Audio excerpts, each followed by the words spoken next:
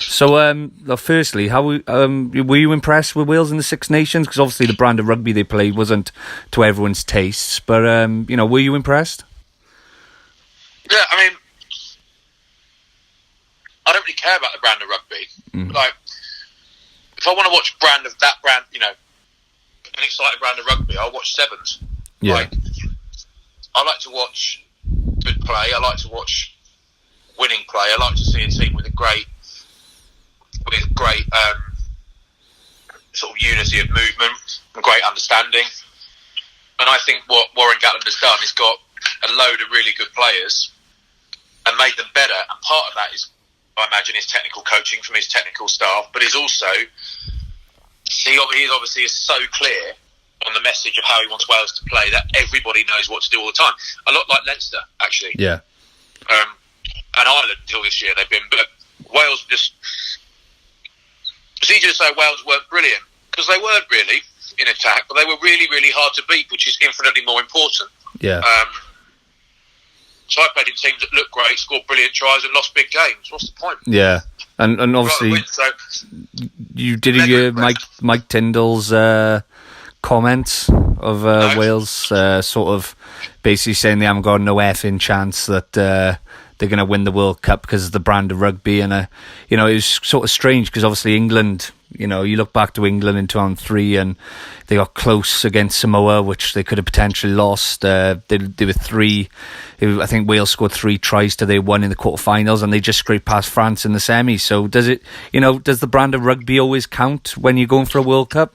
Well, that's the sort of thing that offends Welsh people, but I think you've got a point. Because generally, not always, to go and win the World Cup, you generally have to score points. And Wales looked a lot better at smashing other teams to pieces than they did at scoring points. And I do think the brand of rugby they're playing could actually really suit the World Cup. I also think if they've got to put in many more shifts like that second half against England, it's quite a long way from the beginning to the end of a World Cup. If you're getting that battered, do the All Blacks batter themselves that badly in matches? Probably not. No. So I think it's a particularly it's the Ricky Hatton approach. Yeah. Which is I'm going to wear a few on the way in. Hopefully, none of them knocks me out. Yeah, and do you think there's similarities between Wales and that England 2003 side? Because obviously in the previous autumn in 2002, they did a clean sweep of Australia, New Zealand, and South Africa. Went on to win the Grand Slam quite convincingly. Are there similarities there, or what are your thoughts on that? The main similarities I look for are the record speaks for itself. You don't need me to read the record out, but then wins and losses and stuff. But I think in terms of key players, would England have won the World Cup without, let's just pick 3 players: Martin Johnson, Neil Back, Johnny Wilkinson. Yeah, probably not. No, probably not, because it was so tight. Do Wales have their Johnny yet? You kind of I struggle to see a team winning a World Cup without a Johnny or a Bowden Barrett. Yeah. Key man who absolutely drives everyone forward, and I could be wrong. I'd love to be wrong. Because even though I'm English, I'd quite like Wales to win the World Cup if England don't. Yeah, that's strange to hear. That is. I like it.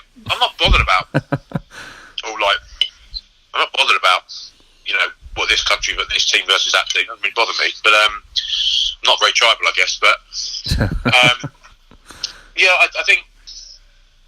Could they survive without Anscombe? Yeah, because they got bigger.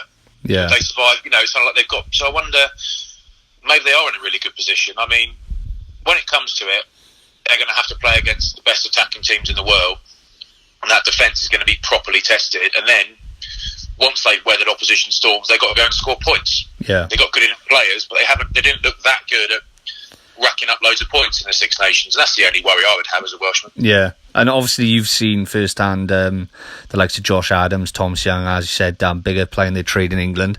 Do you think the Gallagher Premiership has sort of improved them as players? Because I've seen a lot of change in Dan Biggar, in his attacking game, especially since going to Northampton. Yeah, it can't hurt, can it? No. Because this might annoy a few non-English people. It's a much better league. It's a much better league. Yeah, it is. Yeah, I agree. It's an infinitely superior league for various reasons, but so it can't hurt, can it? operating at that level. So think about the step up from Pro 14 to European Champions Cup. But actually, that step is much smaller when you're going from the Pro 14. So yeah, it's got to help.